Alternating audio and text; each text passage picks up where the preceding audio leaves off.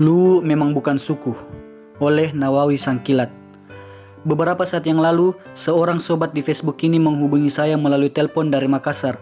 Beliau menyatakan ada sebuah tempat di Makassar, kalau saya tidak salah di Anjungan Losari, maaf kalau salah.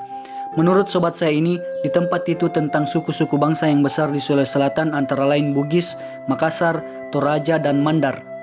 Sebagai Wijato Luwu, katanya dia sangat kecewa, seakan-akan terjadi diskriminasi. Saya memaklumi perasaan sobat saya ini. Lalu saya bilang sama beliau bahwa sebagai Wijato Luwu, saya justru bangga dan berterima kasih kepada Pemda Kota Makassar karena mereka tidak memasukkan Luwu sebagai suku.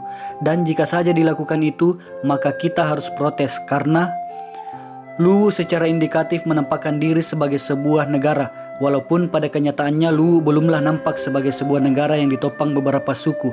Akan tetapi, pada kenyataannya tradisi-tradisi oral sedemikian kuat pada kelompok-kelompok masyarakat yang berkaitan dengan kepemimpinan tradisional, seperti Macoa di Wotu, Makole di Baibunta, Madika di Bua, dan Pondrang, serta lainnya.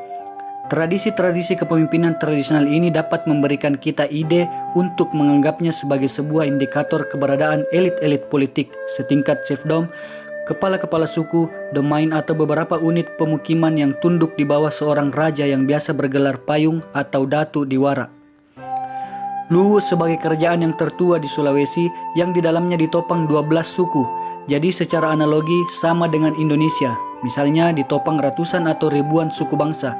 Jadi kita tidak akan menemukan suku Indonesia, tetapi yang ada misalnya suku Bugis, Batak, atau Jawa di Indonesia. Sama dengan suku Wotu, Baibunta, Rongkong, Pamona di Luwu.